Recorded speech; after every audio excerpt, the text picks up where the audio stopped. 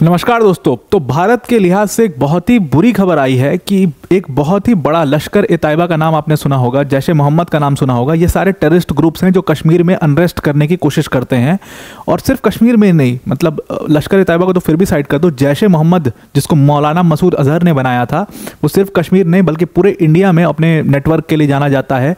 और ये टेररिस्ट ऐसा टेररिस्ट ऑर्गेनाइजेशन है जिसने बड़े बड़े अटैक इंडिया के अंदर कराए हैं, चाहे पार्लियामेंट अटैक का हो, पुलवामा अटैक का हो, ये सब कराया है। उसका जो हेड है जिसका नाम मौलाना मसूद अजहर है, आप इसका नाम पहले सुन ही चुके होंगे, थंबनेल पर देख ही लिए होंगे इसकी फोटो। ये पर्सन मौलाना मसूद अजहर, ये 21 साल से पाकिस्तान की सरकार जो है वो लोगों को घुमा रही थी। मतलब ये एक यूएन का डेजिग्नेटेड टेररिस्ट है, यूएस ने इसको टेररिस्ट घोषित किया हुआ है, इंडिया तो इसको लंबे समय से खोज ही रहा है। और उसके बाद पाकिस्तान की सरकार पर जब भी प्रेशर पड़ता है तो सरकार पाकिस्तान की कभी कहती है जेल में है, कभी कहती है भाग के पाकिस्तान या अफगानिस्तान चला गया है। अब आज की डेट में पाकिस्तान की सरकार का जो ये दोहरा चेहरा है, अब देखो यहाँ पर वर्ड जो है जगह जगह पर डुप्लिसिटी यूज़ किया गया है। इसका जो हिंदी वर्ड है ये थोड़ा सा वो ख़राब हो जाएगा, इसलिए मैं दोहरा चेहरा यहाँ पर यूज़ करूँगा, तो आप उसको समझ जाना। तो पाकिस्तान का जो दोहरा चेहरा है मसूद अजहर को लेकर के, वो अब सामने आ चुका है। तो हुआ क्या कि 21 साल बाद मौलाना मसूद अजहर ने अपनी तकरीर, उसका एक वीडियो वायरल होता है अभी कुछ दिनों पहले। और वो वीडियो जो वायरल होता है वो एक्चुअल में वीडियो था भवलपुर पाकिस्तान का। उस भवलपुर पाकिस्तान में मौलाना मसूद अजहर, क्योंकि वो वहाँ पर उनकी इन लोग की जो इमेज है ना, ये आतंकवादियों की इमेज थोड़ी है पाकिस्तान के अंदर, ये तो वहाँ के धर्मगुरु हैं एक तरीके से, मतलब स्कॉलर्स हैं, मतलब क्लेरिक्स हैं, और ये पूरा अपनी तकरीरें करते हैं वहाँ पर। तो भवलपुर पाकिस्तान से एक वीडियो वायरल हुआ जो कि मौलाना मसूद अजहर का था, जहाँ पर वो खुलेआम, एक सोचो यूएन का डेजिग्नेटेड टेररिस्ट जो है वो खुलेआम स्पीच दे रहा है वहाँ पर, और लोग पूरे नारे लगा रहे हैं वहाँ पर। और ये जैश ए मोहम्मद का चीफ है। जैश ए मोहम्मद आज की डेट में आप समझ लो कि सबसे पोटेंट ऑर्गेनाइजेशन है जो भारत में कोई भी घटना करवा सकता है।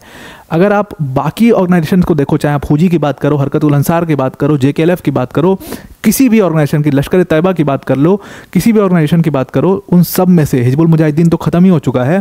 जैश ए मोहम्मद ही एकमात्र ऐसा ऑर्गेनाइजेशन है जो इंडिया में कोई भी बड़े अटैक करवा सकता है, बिकॉज ये बहुत ही पोटेंट ऑर्गेनाइजेशन है। ये मतलब बहुत ही भीड़ में मिले हुए लोग हैं, जैसे जिसको आप पहचान नहीं सकते, वैसा हाल है जैश ए मोहम्मद का।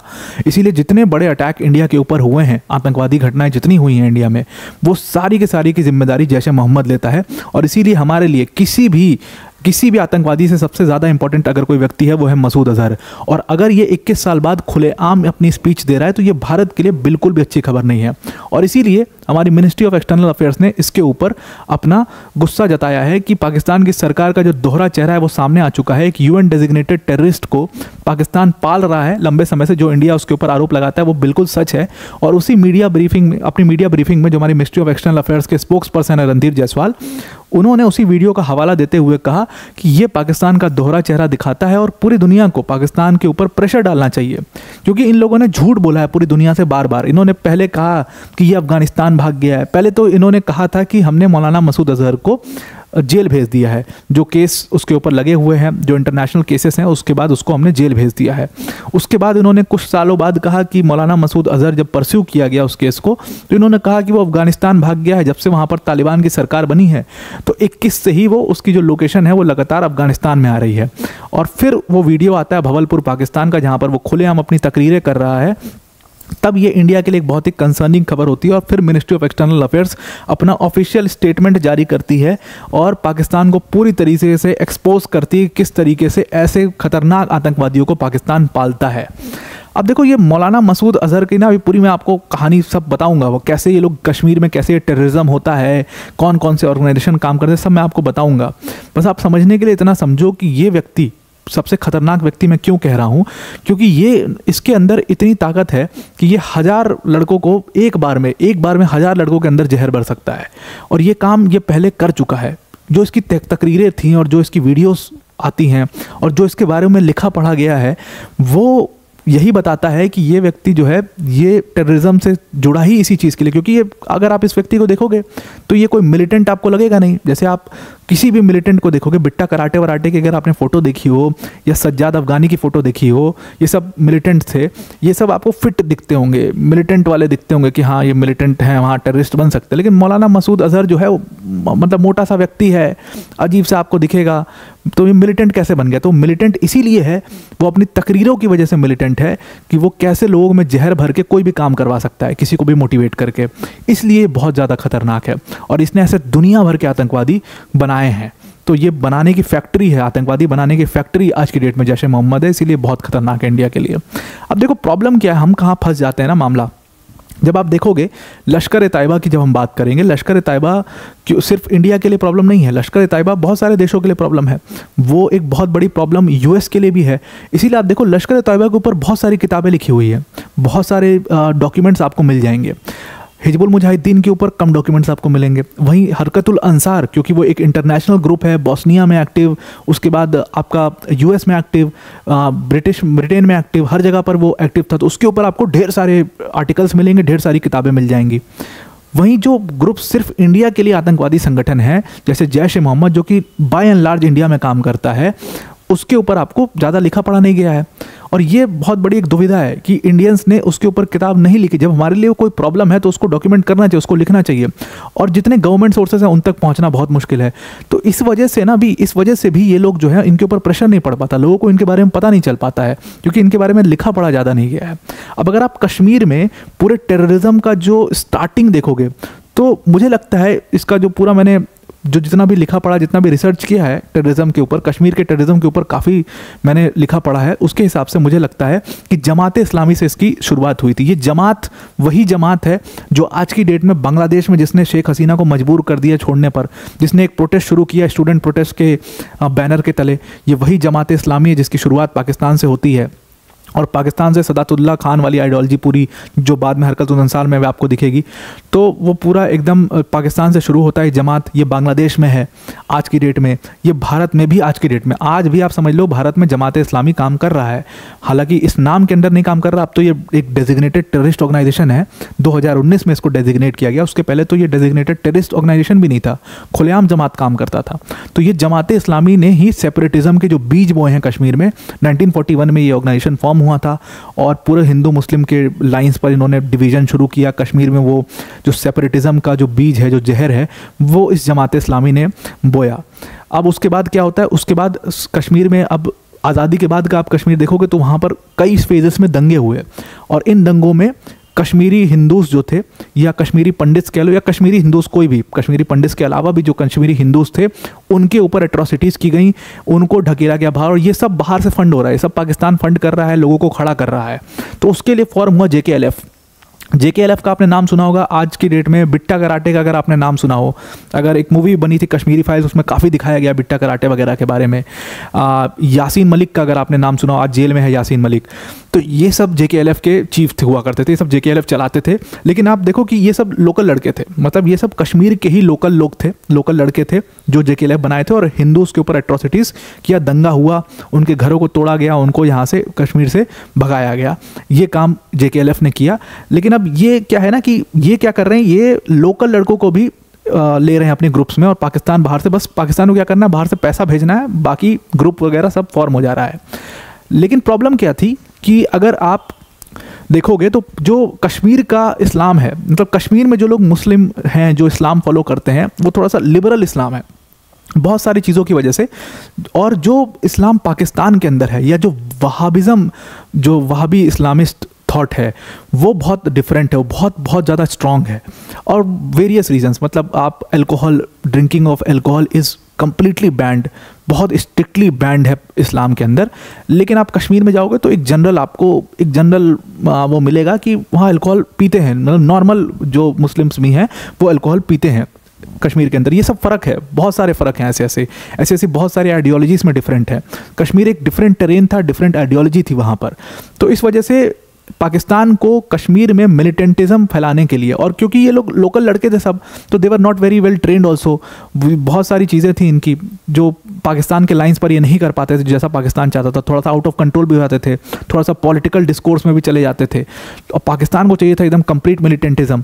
तो उसकी वजह से JKLF से हट करके उन्होंने अपना मिलिटेंट ग्रुप्स बनाने शुरू किए धीरे धीरे, और इसी कड़ी में उन्होंने हरकतुल अंसार को फॉर्म किया। हरकतुल अंसार एक्चुअल में अगर आप देखोगे तो वो एक अफगानी ग्रुप था, ये हरकतुल अंसार जिसको कहा जाता है।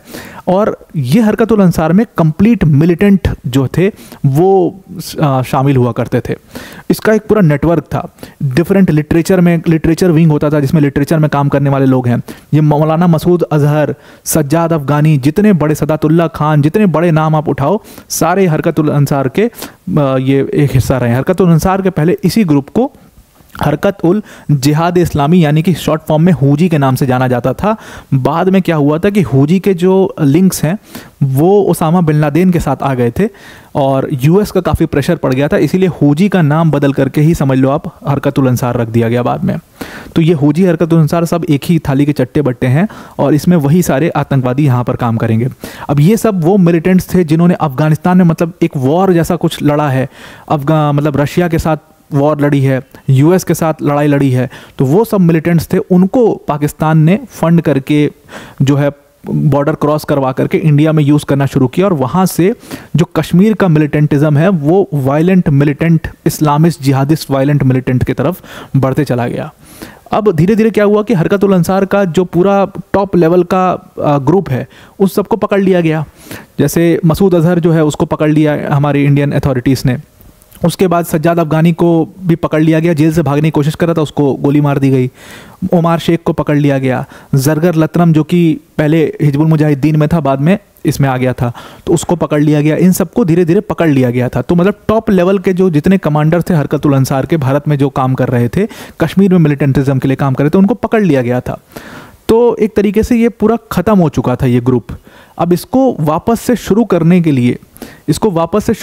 लिए दो तरीके थे कि एक, या तो मौलाना मसूद अजहर को छुड़ाओ, क्योंकि मौलाना मसूद अजहर उस समय तक फेस बन चुका था। He was the poster boy of Harkatul Ansar और उसकी तकरीरें बहुत फेमस थी पाकिस्तान में। और क्योंकि अब इनको क्या था कि लोकल लड़कों की ज़रूरत नहीं थी, ये कश्मीर में लोकल लड़कों को ये नहीं उठाते थे, लोकल लड़कों को मिलिटेंट्स नहीं बनाते थे। भले उनको पत्थरबाज बना दो, उनको थोड़ा बहुत छोटे मोटे कामों में कैरियर बना दो कि मतलब ये सामान है, इसको यहाँ से लेकर के यहाँ जाना है, इसको वहाँ से लेकर के वहाँ जाना है, लेकिन मिलिटेंट नहीं बनाते थे उनको, क्योंकि वो जब पकड़े जाते थे तो इनका पूरा नेटवर्क एक्सपोज हो जाता था। तो ये कोशिश ये करते थे कि पूरा वेल ट्रेंड आदमियों को बॉर्डर क्रॉस करा करके कश्मीर में यूज़ किया जाए। तो उसके लिए ये लोग क्या करते थे कि मौलाना मसूद अजहर की तकरीरें जो हैं, तभी तो कोई मरने के लिए आएगा। पार्लियामेंट अटैक किया, सब मारे गए, सारे आतंकवादी मारे गए। भाई कोई मरने, पता ही है उसको कि मैं जा ही रहा हूँ मरने, तो कैसे जाएगा? तो ऐसी तकरीरें काम आती थी मौलाना मसूद अजहर जैसे लोगों की। तो फिर उसके बाद मौलाना मसूद अजहर को छुड़ाना बहुत ज़रूरी था। मसूद अजहर को छुड़ाने के लिए ओमार शेख को भेजा गया और ओमार शेख जब आया मसूद अजहर को छुड़ाने, तो वो भी पकड़ा गया भारत में। और पकड़ करके उसने एक जर्नलिस्ट को, जो कि यूएस का जर्नलिस्ट था, उसको पकड़ रखा था अपने पास इसी दिल्ली में। और उसको बाद में क्या होता है कि पुलिस वहाँ पहुँच जाती है और ओमार शेख को पकड़ लेती है। ओमार शेख को भी गिरफ्तार कर लिया जाता है। जरगर लतनम ने कोशिश करी, उसको भी अरेस्ट कर लिया जाता है। अब होता है, और बहुत सारे टेररिस्ट जो हैं उस समय पर बंद थे। अब मौलाना मसूद अजहर की इमेज देखोगे ना, ये लोग अब पाकिस्तान में उसको आतंकवादी थोड़ी समझते हैं, पाकिस्तान में उसको एकदम खुदा का बंदा समझते हैं। और जेल में भी, भारत में भी जेल में बंद था वो, तो जितने भी लोग थे वो उसके पास ताबीज़ वाबीज़ बनवाने जाते थे, समझ लो। ऐसी इमेज थी उसकी, ऐसी इमेज आज भी है उसकी। ये एक बहुत बड़ी विडंबना है भारत की। तो फिर क्या हुआ कि मौलाना मसूद अजहर को छुड़ाने के लिए इन लोगों ने घटना करी, जिसका नाम आपने सुना ही होगा कि घटना हुई IC-814 जो फ्लाइट थी। इसके ऊपर अब तो मूवी भी बन चुकी है IC-814 के ऊपर। जो फ्लाइट थी जिसको इन लोगों ने, नेपाल से वो फ्लाइट आ रही थी, इन लोगों ने वहाँ पर उसको हाईजैक कर लिया, कई सारे 4-5 आतंकवादियों ने। और उसके बाद जो फ्लाइट है वो अमृतसर आकर के 2 घंटे खड़ी रही, उसके ऊपर कोई ऑपरेशन नहीं किया गया। लोग अपनी टेक्निकल प्रॉब्लम्स बताते हैं उसमें, दुनिया भर की टेक्निकल प्रॉब्लम्स की, जो सेंट्रल और स्टेट के बीच में डिसाइड नहीं हो पा रहा था कि कौन ऑपरेशन करेगा। NSG उस समय वहाँ पर मौजूद नहीं थी। और उसके बाद फिर कहा गया कि उसमें जो नेपाल के स्टेशन चीफ थे रॉके, वो उस समय उस प्लेन में मौजूद थे और इसलिए उनके चीफ सेक्रेटरी उनके कुछ रिलेशन में आते थे। वो लोग नहीं चाहते थे कि कुछ ऐसा ऑपरेशन हो, उनकी जान जा सकती है। कुछ लोग उसमें सही कारण बताते कि हॉस्टेजेस की वजह से भी लोग जो है वो हिचक रहे थे कि वो उनकी जान जा सकती है। तो फाइनली वो प्लेन चला जाता है यहाँ से और पहुंचता है अफगानिस्तान, तालिबान की सरकार थी वहाँ पर। अफगानिस्तान में निगोशिएट करते हैं वो लोग भारत के साथ बैठ करके और 3 लोगों को छुड़ा लेते हैं, जिसका नाम था मौलाना मसूद अजहर, एक का नाम था उमार शेख और एक का नाम था जरगर लतरम। अगर आपको तीनों की बात बताएं, मसूद अजहर के बारे में तो पूरा मैंने बता ही दिया। उमार शेख जो है वो इंटरनेशनल टेररिस्ट था, इसने लंदन में काम किया, लंदन में ही रहा था, वहीं पला बड़ा था और वहीं पर पढ़ाई भी करी थी। उसके बाद ये पाकिस्तान में आया, पाकिस्तान में अफगानिस्तान में ट्रेनिंग ली, पीओके में ट्रेनिंग ली इसने आकर के। उसके बाद फिर ये इंडिया में इसने काम किया, इंडिया में तो अरेस्ट हुआ, उसके पहले ये बॉस्निया में इसने काम किया था। तो ये इस तरीके का व्यक्ति था उमार शेख, और उसको भी हमने छोड़ दिया। और उस उमार शेख ने बाद में कई सारे यूएस जर्नलिस्ट को मारा। यूएस का जब प्रेशर पड़ा तो पाकिस्तान ने दिखाने के लिए उसको भी जेल में भेज दिया, लेकिन वो भी आज की डेट में खुलेआम घूमता है। जरगर लतरम उस समय पर कश्मीर का टॉप मोस्ट वांटेड, सबसे बड़ा आतंकवादी था जिसको अथॉरिटीज़ ढूंढ रही थी। बड़े मुश्किल से उसको अरेस्ट किया गया था, उसको छुड़ा लिया गया। आज तक उसकी लोकेशन अननोन है। और कहा, कुछ लोग कहते हैं कि जो ऑक्यूपाइड एरिया है इंडिया का, जो पाकिस्तान ने लीगली ऑक्यूपाई किया, वहाँ पर कुछ कुछ जगहों पर वो कभी कभी देखा जाता है, लेकिन वो एक खुलेआम अपनी ज़िंदगी जी रहा है। और मौलाना मसूद अजहर तो भाई तकरीर दे रहे हैं अपनी खुलेआम। तो ये पाकिस्तान का दोहरा चेहरा है। इसी मौलाना मसूद अजहर ने छूटने के बाद, क्योंकि हरकतुल अंसार बंद हो चुका है, हिजबुल मुजाहिदीन जो है लोकल लड़कों का ग्रुप था, उसको बंद करना ही था पाकिस्तान को, उसका पूरा नेटवर्क एक्सपोज हो चुका था। तो इसने जैश ए मोहम्मद बनाया, और उसी जैश ए मोहम्मद ने जब ये छूटा है उसके बाद आप देखो तो 2001 का पार्लियामेंट अटैक किया। उसी जैश ए मोहम्मद ने 2016 में जो पठानकोट के एयरबेस पर अटैक हुआ वो किया। 2019 में जो पुलवामा अटैक जिसमें हमारे 40 जवान वीरगति को प्राप्त हो गए, वो सब कुछ इसी जैश ए मोहम्मद ने किया। और आज की डेट में सबसे एक्टिव और सबसे पोटेंट अगर कोई टेररिस्ट ऑर्गेनाइजेशन है जो कोई भी ऐसे ऑपरेशंस इंडिया में कर सकता है, ऑपरेट कर सकता है इतने बड़े लेवल पर, वो जैश ए मोहम्मद ही है। इसीलिए 21 साल बाद जब मौलाना मसूद अजहर खुल करके अपनी तकरीरें देता है तो ये भारत के लिए एक बहुत ही कंसर्निंग चीज़ है। और इसीलिए हमारी मिनिस्ट्री ऑफ एक्सटर्नल अफेयर्स ने तुरंत इसके ऊपर अपना बयान जारी किया है और कहा है कि पाकिस्तान के ऊपर प्रेशर डालना चाहिए कि वो स्ट्रॉन्ग एक्शंस लें ऐसे लोगों के ऊपर, और फिर इनको जस्टिस, मतलब इंडिया को जस्टिस मिलना चाहिए, बिकॉज ऐसे ऐसे कांड इन लोगों ने इंडिया में किए हुए हैं। और ये एक बहुत ही कंसर्निंग प्रॉब्लम है इंडिया की वजह से। कहीं ना कहीं यहाँ पर रॉ जैसी एजेंसीज जो हैं हमारी, उनको भी एक्टिव होकर के काम करना चाहिए और ऐसे लोगों को एलिमिनेट करना चाहिए, मौलाना मसूद अजहर जैसे लोग को, क्योंकि जब ये इतना खुलेआम पब्लिक अपीयरेंस दे रहे हैं तो फिर इनके साथ वैसे डील भी करना चाहिए। तो आई होप आपको ये पूरा आर्टिकल समझ में आ चुका होगा। अब वीडियो को एंड करने से पहले अनअकैडमी टीम की तरफ से एक बहुत बड़ी अनाउंसमेंट है।